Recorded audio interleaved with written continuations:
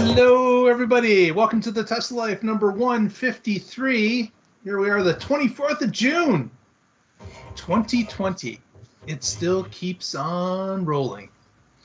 My goodness. Well, joining us tonight, as usual, we have our good friend Casey Green joins us from the DC area. How are you today, sir? I'm doing great. It's Tesla software update day. It's Wednesday night. You're going to get a software update regardless. Whether you want it or not. And we all want them because they're awesome. Yes. Or, of course, if Casey just finishes a review, then the Tesla update comes in about half an hour.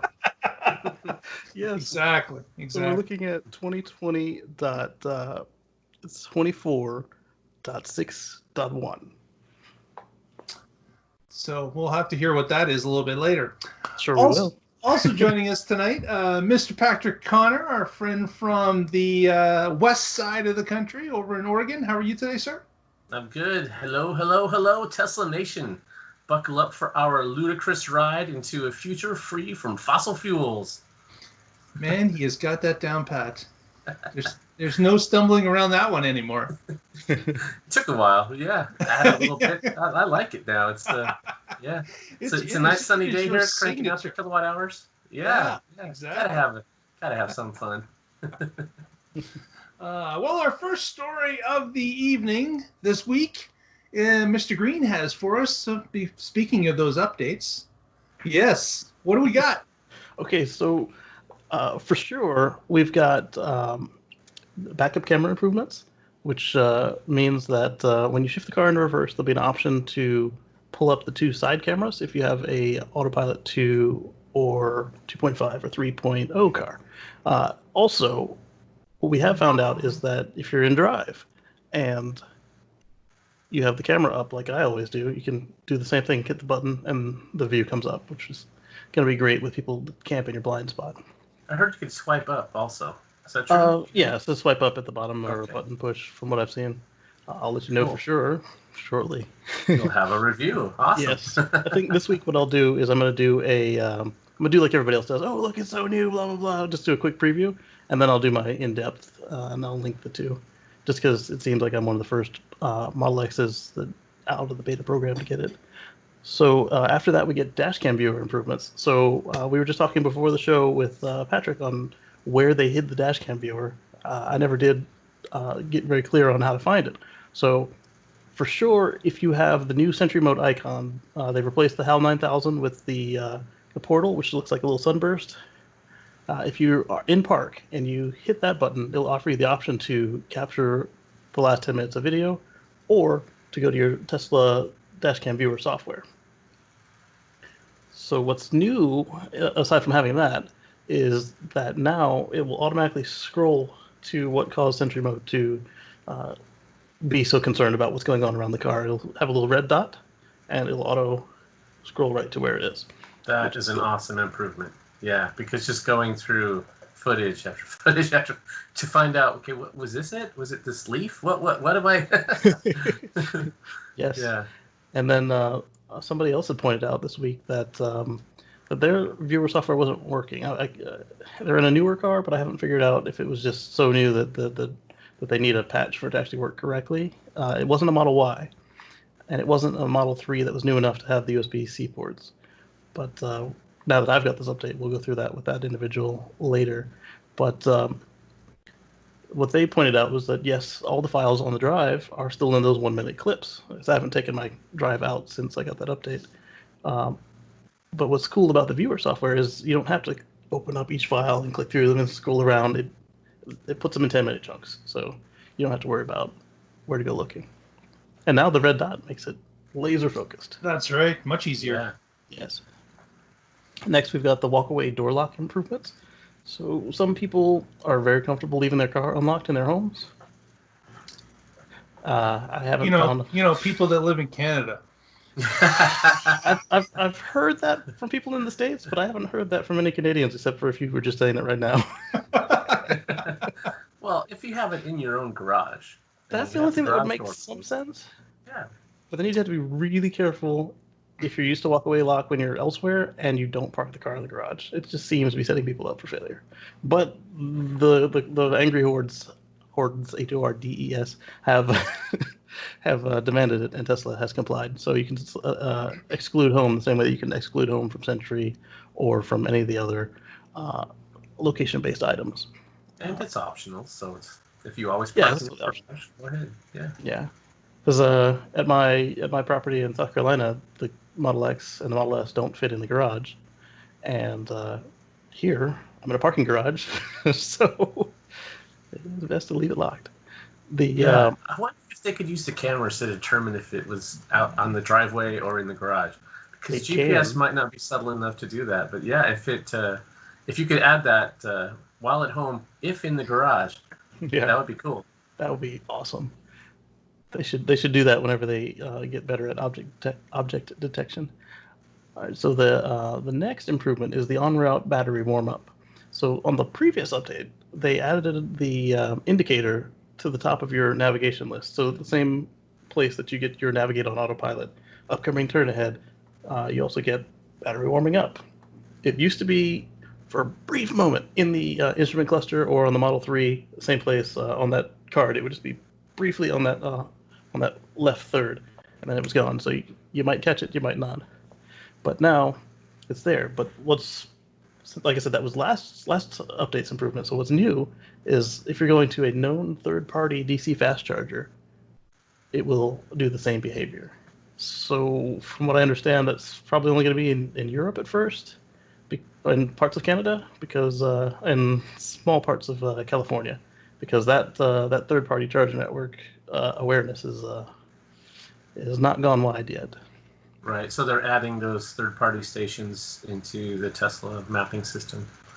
Right, but the update says that the ones it already knows about, it will warm up the batteries for optimal charging. That way you get the quicker speed, get in and get out, and the charge is quicker and more evenly, all that jazz. Although I do find it funny. Okay, you're driving to charge your car and it's heating up the battery. Then as soon as you start charging your car, now it's trying to cool down the battery to keep it from getting too hot. So it's trying to keep it right in that happy zone, and it is. It's not easy. So I don't have access to the service mode, but I do have a OB2 scanner, and it is very explicit about what it wants. It's got a passive heating and cooling target and an active heating and cooling target. So if it gets in that band without having to expend any extra energy, it's happy. If it gets if it gets out of that band, it will aggressively work to get itself in the main range, which is pretty cool too. Makes sense. So then we get 2 more updates we might be talking about here. Next is for the non-legacy cars. So Model 3 and Model Y, you have a camera above your rearview mirror, right? Part of it, yeah. Just I above. don't like being called a legacy car. I just no Teslas are legacy cars. They're still 10 years ahead of everybody else out there. Well, then have them start treating us like we matter. So anyway, if you have one of the newer cars, the smaller ones, there's a camera above your mirror, or mirror above your camera. No. You know what I mean? Camera above the mirror. Yes. So that's gonna turn on now. It's gonna be how did they phrase this? Whoa. Help Tesla continue to develop safer vehicles by sharing camera data from your vehicle. This update will allow you to enable the built-in camera above the rearview mirror. If enabled, Tesla will automatically capture images and short video clip just prior to a collision or safety event to help engineers develop safety features and enhancements in the future. As usual, you can adjust your data sharing preferences by tapping Controls, Safety and Security, Data Sharing, Camera Analytics. So, if you feel like feeding the machine to help out everybody, just turn that on and crash. But don't crash. But if you do, don't do that. Yeah, important to note, it's opt-in, and it's not tied to your VIN number. Correct. So you still have some anonymity, and that means it can't be used against you if there is an accident. That footage, I don't even think, since it's not tied to a VIN, how could they retrieve it even if there was a subpoena or whatever? So I think you're safe turning it on, but it is opt-in. Yes. I'm curious if a safety event would also include anything that activates Sentry mode. Yeah, or anytime you get the alert to grab the wheel. Yeah. Take over immediately. Right. Yeah. Could be. Or even just stop. That's my favorite I wonder one. if they are analyzing this. Can it be used for active driver monitoring? I think, even though Elon poo-pooed it before, I think that's definitely a possibility. From the clips we've seen, it's definitely got a certain level of quality to it. Yeah, I've heard some people arguing that it's not high enough resolution, it doesn't have eye tracking, but if you have a smart enough AI and you can figure out which behaviors are distracted from the data, you might be able to do it in a way that it hasn't previously been done. Head down on the phone. Right, yeah, I'm texting. I'm falling asleep. Right. I mean, yeah, they're pretty big movements, so I think it's pretty doable. And then your gaze is definitely... right, yeah, camera can definitely...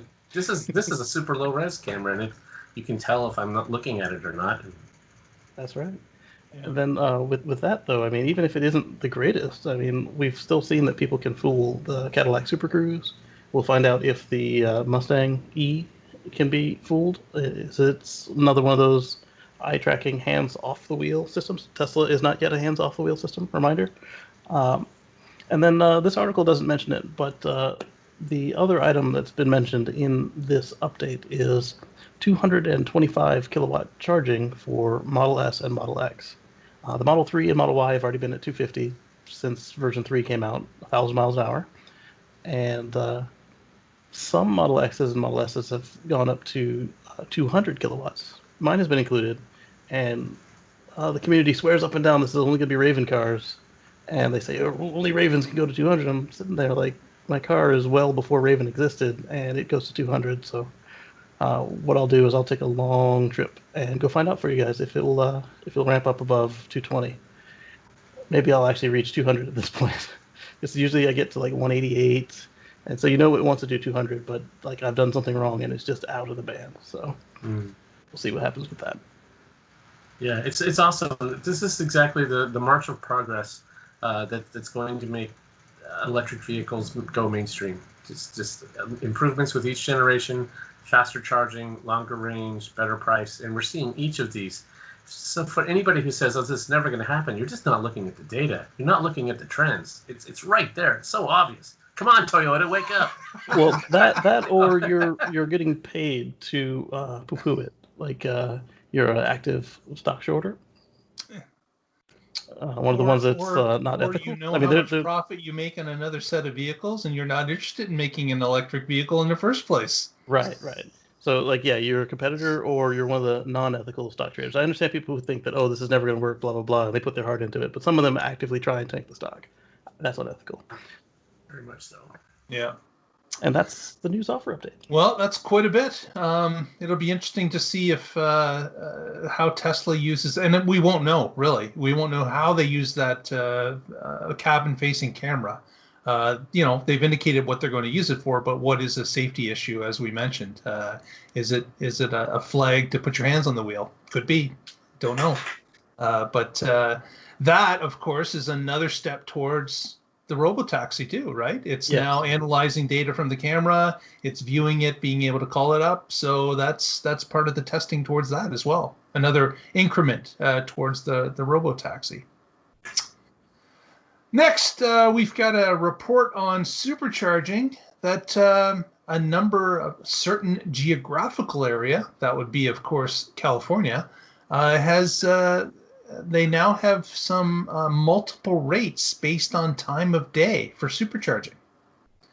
So they're trying to curtail who charges how long by having a higher rate. Right now there's 3 different rates at some of these Bay Area superchargers, and of course this is a new thing that came across just recently, but it kind of does make sense. Because there is a backlog on certain chargers, especially during holiday periods. And with the number of cars that are in the Bay Area that are actually on the free charging program, it just adds to the problem. Now they've been adding more and more superchargers. We were talking about a trip that I had done up the 101, and there was basically one charger in a certain area. It was quite packed. But just since that trip happened in October, on that same route, they've added 3 more superchargers along that route on the 101 between LA and San Francisco. So that has been alleviated, and they probably won't need that trailer with all the extra chargers on it. So this is another way that they can leverage the ability to maybe get people to think a little bit more about where they're charging. They charge at home, they charge at a different spot, they skip over a certain area and alleviate maybe some of the capacity problems that they experience during holidays. But it is something that they're trying out. Well, I'm wondering now if this is based on location or based on actual costs, because I'm looking at it, and this in the article they've got an urban supercharger and a Generation 2 supercharger has been upgraded to 150 kilowatts, and the urban supercharger caps out at 72 kilowatts, and their on-peak time or on-peak charge is 40 cents a kilowatt hour, as well as parking charges may apply. And then the other one, so that one's on Letterman Drive in San Francisco, and then you've got the other one in Santa Clarita. That's the Generation 2 at 150. Its on-peak time is 32 cents a kilowatt hour. So are they basing these on congestion at those stations, or are they basing it on electricity prices in the time of day pricing in California? I got to believe it's congestion. Probably so. Because, of course, Tesla, everything goes back to the mothership. They know exactly how long people are on these chargers, how full they are, and how long busy periods expand. So they know. So they can adjust pricing accordingly. Hopefully these things only update once a day, because I would hate to have a stock ticker situation go on. I'm getting there, and then it's like you need to go to the next one, though. Yeah, that would not be fun. So when I drove through California, we stopped in Kettleman City, and that one, I don't know how many stalls there are, 40 maybe? 40 or 50, yeah. Yeah, and there were like 2 other cars there, and whereas LA was packed. So definitely, if they can use this to motivate people to go to the less utilized spots, that's great.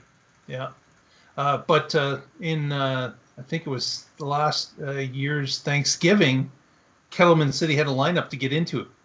So you can imagine the amount of traffic that's flowing between the 2 major cities. It's a ton of traffic. Only certain times, not right. As Patrick said, he rolled through. There's only 2 people charging, and that on my trip that was the vast majority of cases. The only busy places were typically in the busy markets like San Diego. Los Angeles wasn't even all that busy. San Francisco was. So. Oh, and currently you've got your time bands are from, or at least on these 2 anyway, are from midnight to 4 p.m. and so 1600, and then 1600 to 2100, so 4 in the afternoon to 9 in the afternoon, and then from 9 until midnight again. And currently they only have 2 prices, but the fact that they broke it out into 3 bands tells you what they plan to do real quick. Yep, exactly. Well, next, Patrick's got a story about scaling FSD and why Tesla does it in a certain way. Okay, so Andrej Karpathy is Tesla's AI, Autopilot, architect, engineer, lead, artificial intelligence guru, and he recently gave a talk at the workshop on scalability in autonomous driving. It was a keynote, and it's fascinating. If you're a nerd into this stuff like I am, it's great. And one of the key things that he said there was that the way that Tesla's doing it is definitely harder than what some of the other players are doing. And that might be one reason, this is not what he said, I'm going off script now, that things like Navigant Research are rating Tesla so low. But the thing that they don't realize is that if you solve the visualization problem, then you have solved a lot of complexity that you otherwise need detailed maps for. And if you have millimeter level maps, okay, that's great when you just had the map car drive in front of you an hour before and map it, but then it's going to be out of date. There's going to be something that's changed. There's going to be road construction. There's going to be flaggers. There's going to be an accident. There's going to be a detour. And so the assertion that Kripathi was making is that detailed maps are not a scalable solution. What you need is a system that can see the world around it and then drive through it. And that's what you as a human have, and it's a visualization system. It's I don't know if you had to pick as a person to drive and you didn't get to look out of the window, you had a screen, and that screen on there could either have camera data or it could have LiDAR data. Well, LiDAR data might tell you where something is, but it's monotone, it's single color. It doesn't. You wouldn't be able to tell if the turn signal is on. There's a lot of problems that vision can give you data at multi-spectrum, multicolor. Cameras, modern cameras have had a lot of R&D put into them because they're used in a lot of different applications. LiDAR is relatively nascent technology. And sure, there's a lot of people working on it and trying to improve it and doing things, making solid-state LiDAR and other, getting rid of the spinning LiDAR. But it's still expensive. And even if you have it, and even if it were not expensive, it might not be the final best solution. It could be what Musk has called a local maximum. It solves some simple problems for you. It gets you to a certain point, but then you're stuck. That was not the path forward to the best solution. Instead, it was a branch to a dead end that only gets you so far. Now, is that going to be the case? It's still an unsolved problem that we'll see, and that's the best thing about having this competition out there. There's a lot of people trying to solve this. They're all trying to do it in different ways. That's great. That's what happens when you have innovation going on, and we'll see who wins. Should be exciting. So I want to interject into that. If you had a choice on that same window of map or LiDAR, LiDAR or camera, and that was a coin toss, and your other option was map data, high resolution map data, which would you pick? Like you said, you don't know when that car last did the mapping. It could have been this morning, and there could have been a car crash. Right. Yes. Yeah. Mapping data also wouldn't tell you what the car in front of you is doing. Right. And what color the light is. Right. Yes. Yeah. Yeah. So that's it's going to be interesting to see. Again, the race is still on. We'll have to see what the competing groups come up with. But Tesla believes it was interesting was they've said, yeah, we know it's harder. We know it's taking us longer, but when it is solved, that opens the entire world to us. We don't have to solve other problems that the others are going to come into a roadblock. Those will be solved by the vision being as good as what a human can interpret the vision around them. So yeah. It's a solving thing that will solve everything. Yeah, I got into an argument this morning with a guy who's like, Tesla's going about it the wrong way. Everybody else is doing this. Everybody else is doing that. I said, it's not really about what sensors you're using. If you're using active or passive, if they find they need LiDAR, they're just going to put LiDAR in the car. But would you rather be in a car that can look at the scene around it and determine what's going on? Or would you rather one that has to rely on fixed maps? And would you rather rely on one that doesn't know what to do when it comes across an unknown situation? And yes, theirs is going to be harder to do because you're going to need some level of generalized intelligence. And that is tough for computers to do. Mm-hmm. Yeah. So if the right solution were mapping in LiDAR, then today, why don't we have shuttles like that go from economy parking to the airport? It only does that one route. It's well mapped. They know it's going to drive that same one every time. Why don't we have autonomous shuttles doing that right now? Yep, and they can control the lights if there are any lights in the parking lot too. Yeah. Yeah, so it seems like there's... In fact, we have a step down from that, actually. Inside the factories, we have dumb carts that follow a magnetic trace. They don't even have light or anything. They have ultrasonic sensors, like our cars do for parking, and they can't see. They're following a wire underneath the floor. Yeah. Well, speaking of colors, our next story gets us into green light confirmation. which of course came out with the newest update to full self-driving. This, that of one course, might be in a beta update. We'll find out though. Yes, this is not here yet, but they've gone into the code of early adopters and are looking at it, and they're saying that the green light confirmation that you have to press on the stalk or the gas pedal to indicate that yes, the light is accelerator pedal. No, not a gas sorry. pedal. I'm sorry. Go juice. I can never drop Don't mean to be pedantic. I don't have a gas pedal. So you have to do a confirmation now that the light is indeed green for you to go through. Otherwise, the car will stop now in the current version of Autopilot. This apparently is going to disappear in an upcoming version. Now, this is not a surprise. We expected this to actually happen.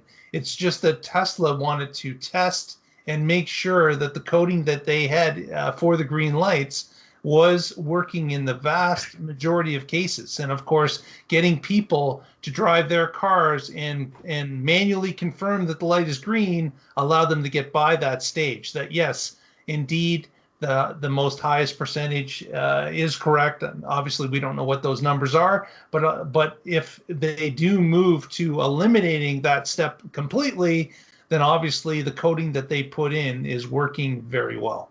And whatever team is handling this is doing a great job, because both myself and Dirty Tesla, we were both about to turn ours off, and then instantly we got an update that's like miles ahead that made us change our minds about turning it off. So cool. And I like that they're taking a safe approach with this. I mean, it might sound like, what? It's going to be able to drive through an intersection? Well, okay, if you just have traffic-aware cruise control, it will drive right through a light no matter what color it is. So they're not adding any danger in that regard. And the other thing about this is it has to have a car in front of it. So it has to be, the light has to be green, and you have to be following a car, which means the car in front of you went through that light also, and the car thinks it's green, so that should be fine. So they're being very careful. They're being smart about it, and that's great. This is one more step towards a safer future with cars that are not having crashes. Yep, and if it turns yellow with you about to approach the box, and it can decelerate without too many Gs, you're going to stop. Yeah, even if a human driver wouldn't stop, you're going to stop. Yeah, you'd have to override it to get it to go through the yellow if it thinks that it can safely stop. Yeah. So that becomes the difference of an automated car following the rules of the road, and a human driver that rolls through stop signs and goes through yellow lights that are kind of red. And how many shades of orange they can was see that? around, they know there's nobody watching them, there's no cars there. That's going to be the difference of automated driving, is that it's going to follow the rules of the road. And I think that's going to be a problem for a number of people, because they are so used to skirting the rules or just fringing on the sides and just getting by in certain ways. I can definitely see that. So I'm going to point out Dirty Tesla again. A couple of his viewers, I guess, are from Europe, or they're just from a more law-abiding part of Canada, or something. They see him going just a couple miles an hour over the speed limit. Not usually the 8 that he does, but talking the up to 5 that he used to let you do, and people just they get into him about it. And I'm just like, really? So I don't know if this is a uniquely North American thing. Those are internet trolls.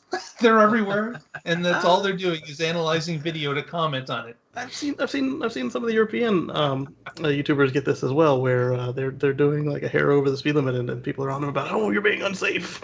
I was like, wow, it's 2 miles an hour in English. Let's move from cars and over to the solar program. Casey's got us an update about what's going on with Tesla Solar. So I had just got a quote from, well, not a human quote. I went onto the website and priced out a solar system for the new home I'm looking at, either moving to or purchasing, and the price was acceptable. It was in line with the local companies were doing, and I liked it. I was considering it to see if I wanted to call around and bother with the local systems, because so far my experience with getting the local systems is they go out of business right after I get my system. Oops. Yeah. But then somebody pointed out that Tesla had changed their homepage image from the three cars, the Model S, the Model X, and the Model 3, to this picture of a house with the solar system sitting on the roof. And with that came a reduction in price and an increase in capacity. So their cheapest system, or so the panels now are 340 watts each versus 330, 320. So let me see if I can't find the list. Their smallest system went from 3.78 kilowatts to 4.08, but their largest system went from 15.2 kilowatts to 16.32 kilowatts. And the price of that small system went from $10,500 to $7,400. And on top of that, they're offering a price match guarantee. So you call the local installer up and they'll match the price. Now, it's up to you whether or not you want to buy local at that point, but at least you're still an American company. And if you already have a Tesla car, you just swipe over to the right, and now you've got your house stats too. So that's another plus. And then, like I said, you don't have to worry about them going out of business next year. Yes, something could happen to them, but they're probably going to be there at least next year. Yeah, so this is awesome. Tesla's reduced their prices, made it accessible for a whole lot more people.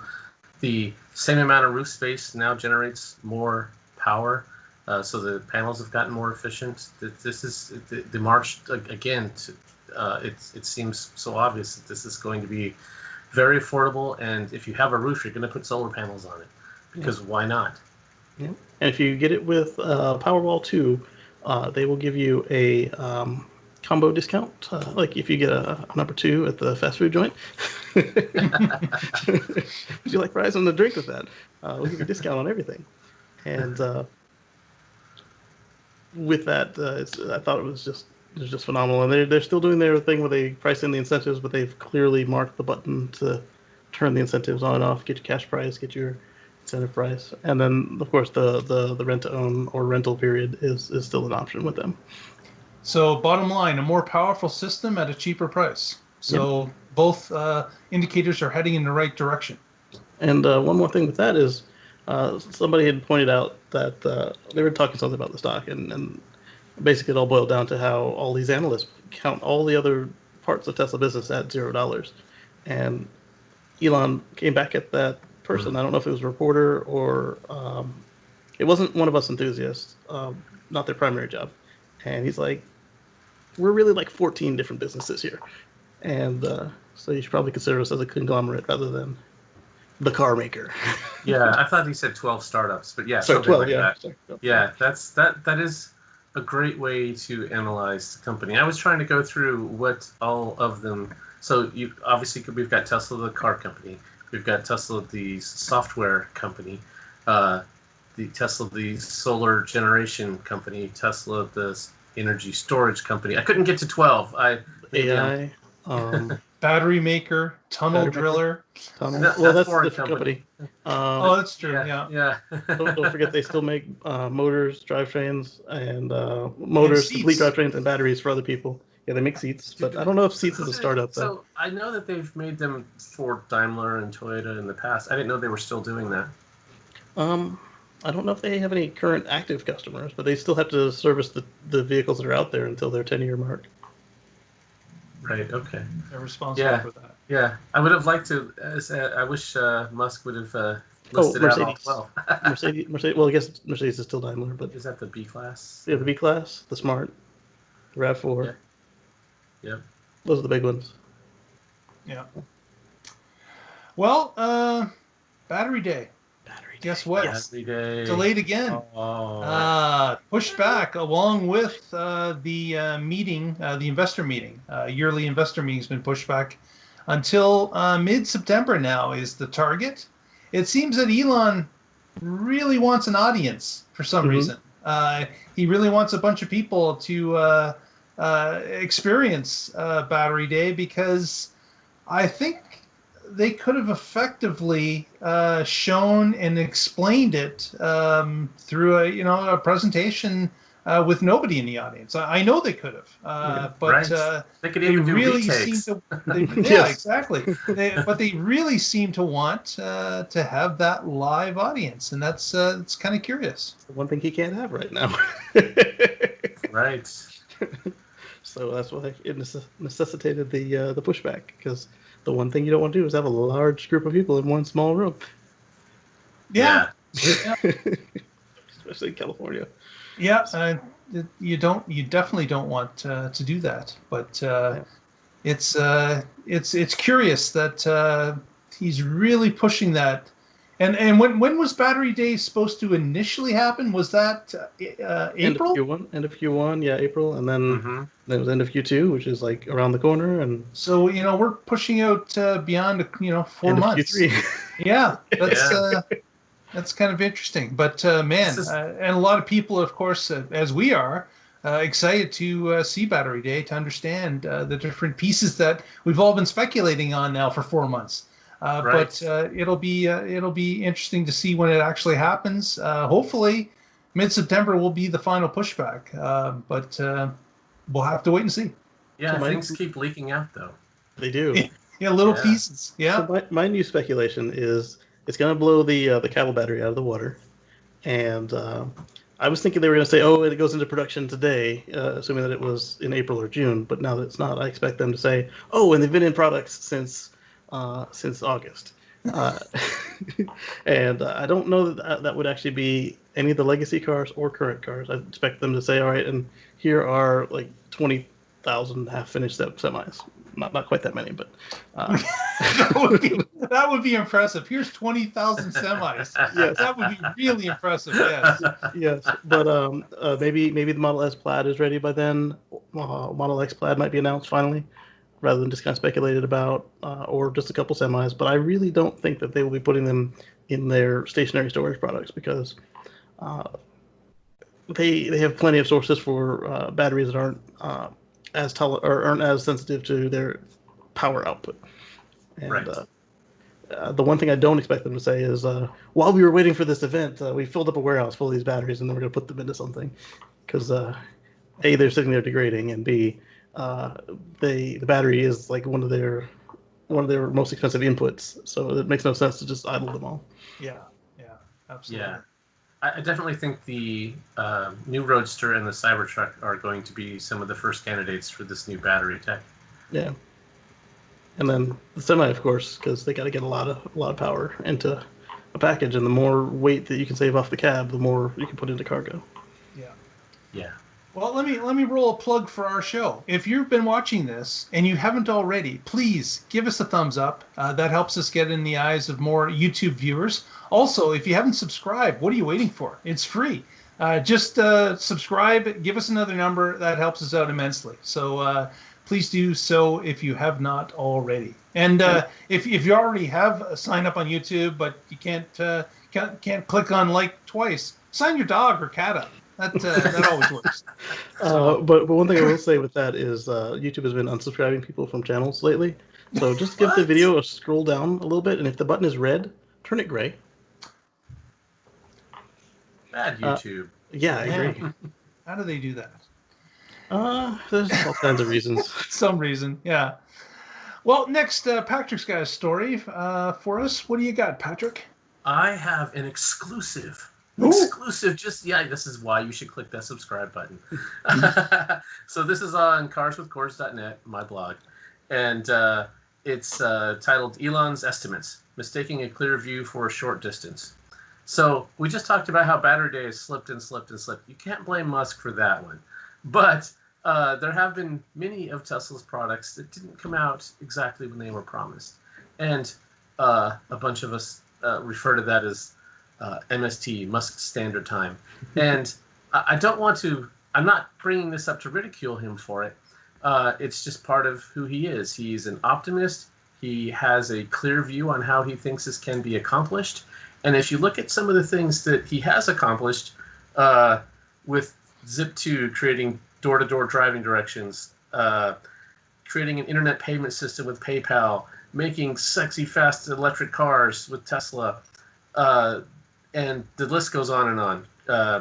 So he's accomplished a whole lot of things. Often, I used to have a boss who, okay, we've got this task, and he's like, you can have that done in 2 weeks. I'm like, look, it's going to take my entire team. We've got to write the code. We've got to test the code. It's going to be this many lines of code. Then we're going to get bugs, and that's going to take another. So it's going to take 6 weeks to get that done. And he had no clue of what we were doing behind the scenes. He was just like, oh, it's only one line on this sheet, so of course it's going to be done quickly. And that's the Dunning-Kruger effect. I think what Musk has is exactly sort of the opposite. It's not ignorance that makes him think it's easy. It's that he knows it'll be going through hell, but he's been through hell so many times that he could be a tour guide. So I kind of wanted to go through how how the two sides of that coin could end up looking the same, and the reason behind it is different. So that's what this article is about, and you can check it out at carswithcords.net. He also seems to think that his employees have the same insane work ethic that he does. I'm not calling them lazy, but they aren't willing to burn the candle at both ends like he is. Right, 16 hours a day, 6 or 7 days a week. Yeah, sleep on the factory line. Yeah. Go through 3 divorces if that's what it takes. Yeah, it certainly has exerted a personal toll on him, and everyone else. That's not the number one thing, is to burn yourself to the point where exhaustion is and personal ruin is not for most of us. Obviously, we have to work and home are balanced things that have to work in balance in order for us to stay balanced. So it just makes sense. Yeah. But some people are wired differently, as we know Elon is. Definitely. Yes, indeed. Well, next I've got a couple photos to share from a recent outing that I had. And this, of course, is the new Model Y as it appeared in Oakville, Ontario at the Tesla store. This was this past weekend on Saturday. I had heard rumors that the cars were arriving in Oakville, Ontario. And sure enough, they were parked out back. So there was 3 of them, actually. I'm sorry, 4 of them. So there's a black, a red, and then a blue and gray together that were on hidden display. These, of course, are customer cars waiting for pickups. And, of course, they weren't officially on display. But if you knew where to look, you could see them. And obviously, I knew where to look. But it was kind of cool seeing them in person for the first time, as opposed to pictures or video. And yes, they are a much larger car in person than I believe they were in pictures. It is certainly they are definitely Model X sized vehicles. So. I hope if anyone is getting their cars soon, that they will be happy with the result. I got to believe that most are going after this CUV, this raised version of the car, of the Model 3, because they want that, I guess, that flexibility, the higher sitting in the car. The ability that you've got a little bit more airy space above you in the car, and of course the hatchback and the fold-down seats to give you a cavernous area to store things. So it should be very successful. It looks great, and really the pictures don't do them justice. But had a good time having a quick look over the vehicles this past weekend. Yeah, they're definitely much bigger than the regular Model 3. They're within 5 inches on most measurements from the Model X. I really like the chrome delete on the red. I love that. Yeah. And the black and the blue. Yeah, it just pops on the red, though. It does. Really, yeah. It kind of blends in more with the black and the blue. Yeah, it also pops on the white. Oh, yeah. Yeah. Yeah, and of course the white gives you that the ability to have the black rims, so it also gives you that kind of stormtrooper look. Yeah. Play that music from the pedestrian alert system. The Imperial March. Exactly. Recently, the CyberTruck has shown up on public display for the past week in the Petersen Museum, Automotive Museum in downtown Los Angeles. The vehicle has been there since last Thursday, and I believe it's one full week it'll be there. So guess what? Tomorrow is its last day. If you haven't seen it and you're in the LA area, get online, buy your ticket, because I believe it's only going to be there one or maybe one more day. Maybe Thursday, definitely Thursday, but maybe Friday. I'm not sure as to when it ends. You may want to check the website. But talking about a vehicle that looks larger in life than it does on pictures, the CyberTruck is definitely one of those vehicles. It is extremely large when you see it in real life. And just a couple of shots to share of that we can share here. If they ever make one that's would fit in my garage, maybe a slightly smaller version, I might be tempted. This is from the T-Expo channel, who actually did a video of the vehicle and did a walk around, a very in-depth walk around. So there will be a link in the notes of this video that you can check what they've done and take a look through their walk around, which was really good. But again, an incredible looking piece of machinery, and I'm having a hard time imagining hundreds of thousands of these on the road. Like, it's going to look so much like a video movie. game. Yeah, you're living a video game, exactly.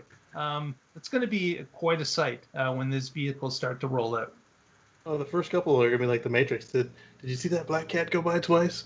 Did you see that monster truck go by again? Exactly. Exactly. The Matrix. Yeah. Is this real life or a simulation? Well, recently, of course, we're into the end of the quarter again. And guess what? It's push time at Tesla. Everything is going to get as many vehicles off the assembly line, off the lots, into customers' hands as humanly possible. And what has been announced here recently is that one of the benefits is that they're providing free supercharging for a year on all vehicles sold. So you have that option if you're picking up now. That you can get that 1 year of supercharging, so you can understand what it's about. Drive your 100,000 miles all in 1 year, and save yourself some coin on the electricity. That's not just for inventory cars, or just for inventory cars. I'm sorry. Yes, okay. It was inventory cars. Yeah, ones that are already made. Yeah, and get it while it lasts, because Elon's already said he's done with free supercharging for life. So this might be the next thing to get the chopping block, because right. And we all know that if a deal comes up and you like the deal, get it now, because tomorrow it may be gone. That's right. Right. Yeah. That is one of the reoccurring themes on this show, is announcing that once you get to a comfortable point where you think that's the car for me, don't delay anymore. Do it. Because you may be disappointed the next day, as Mr. Casey Green can tell us his personal story about getting a Model S at the beginning, as to what he thought was going to be available tomorrow, and it turned out it was gone. Exactly.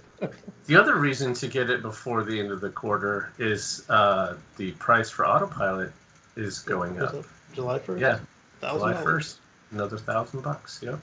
Yep. So hurry now. One of the things I've been wondering is, it seems very unlikely that they'll be able to be profitable in this quarter, given the shutdown for an extended period of time. But if they are somehow able to pull a rabbit out of the hat and make this a profitable quarter, this could be what gets them inclusion into the S&P 500. That's right. Yeah. So once that happens, there's a lot of places that are required to buy them for the retirement plans.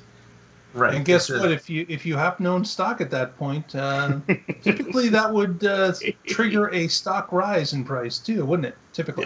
Yes, typically. Yeah. And I don't know if it's going to happen. Like I said, it seems unlikely given the shutdown, but I think it's inevitable. It's just a question of if it's not this quarter, then it'll be the next or sometime this year or next year. And if you're a long-term shareholder, it doesn't really matter whether it's this year, next year, or next quarter. The last stock I bought was at 660, and so far so good. And I've been buying and selling it the whole way, and buying on the dips, selling on the peaks. And although I when I say selling, I'm only selling some. I'm not selling much. I'm just selling so that I can then buy some more when it dips. And I sold some at 1,013, and I'm hoping to buy back in at like 880, but I don't think it's going to go down there. So that's one where I shouldn't have sold, but that's okay. I'm still going to buy some more later. There you go. And just another reminder that we are not stock advice people, financial anythings. We're just three dudes on the internet. As Patrick says, do not take your stock buying advice from a bunch of people on the internet. Yes, especially not us. But I do want to say that Elon seemed pretty convinced early on that they would make the number. He did back off from that a little bit, but he hasn't completely reversed it and said that they're not going to be profitable this quarter. So, toss a coin. We shall see. We shall see. Exactly. Last story of the evening. Tesla recently arrived in the top 10 list of the 2020 American Made Index. This, of course, is a list that keeps track of automotive vehicles, where they're made, the parts that are combined into them, where those parts are made, and what percentage of the car is flagged as a made in America car. This year, Tesla ended up with 3 cars on the list. I believe they were number 3, 4, and 6 in the listing. And this was the first year that the Model 3 arrived on the list. It was excluded last year for some reason. Maybe they didn't have the chance to actually detail where the parts were coming from. I'm not sure why it wasn't in the list last year. It should have been. But this year, the 3, the S, X, and 3 are listed, and the Y won't be there until most likely next year. So again, there are some that almost don't believe that Tesla is an American-made car. It's a California-made car, which is in America, so it makes sense. But there's a lot of people that just they have a problem with Tesla for whatever reason. Is it electric? Is it because of Elon? Is it because the car doesn't use gasoline? What is the problem? Some people have it and they can't shake it, but man, buying these cars certainly helps Americans out in every which way. So it's the whole planet out. Yeah. One item is that a lot of people are still hung up on thinking these cars are all over $100,000, but they're not, and that alone isn't a reason, because I don't see them attacking other $100,000 cars, perceived $100,000 cars, in the same fashion.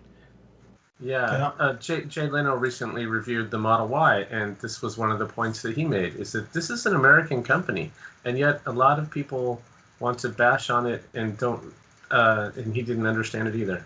He's like, okay, we need to educate them. This is doing right by the environment. It's making really cool vehicles. They're providing jobs. Yeah, there's just so many pluses. To just be hating on it is ridiculous. Yeah.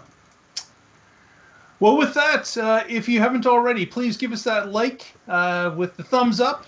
Please subscribe to the YouTube channel, and you can follow us on Facebook, the Tesla Life Numero 1, which Patrick keeps in shape for us. Thank you very much, sir. And also, you can follow us on Twitter at The Tesla Life, and follow us through the week as we post news stories, and some of those news stories we actually expand upon in our weekly podcast. With that, I'd also like to thank Lee Moon for the music, and Casey, any shout-outs for the end of the show? Certainly. So my car has just texted me that it has finished its update, so look for that quick intro to what it says on the screen and anything I noticed driving it back to the parking space. And then my deep dive will happen probably sometime after the weekend, maybe Saturday or Sunday. And I'll let you know anything I see that's in there that's not listed, as well as I'll test out the items that are listed. And with that, you can find it at youtube.com/CaseyGreen. That's KACEYGREEN. Very good. We'll be looking forward to that update. And Patrick, any parting words for us today? Sure. I've already given a couple shout-outs to my blog, so I'll skip that one and go to the Oregon Electric Vehicle Association. I'm a member of the OEVA, and you can find them at oeva.org. Check it out. Thanks. Very good. Well, with that, everyone, enjoy your week. Be safe. Keep yourself and your family safe. And we will see you next week and find out what's going on in the Tesla life.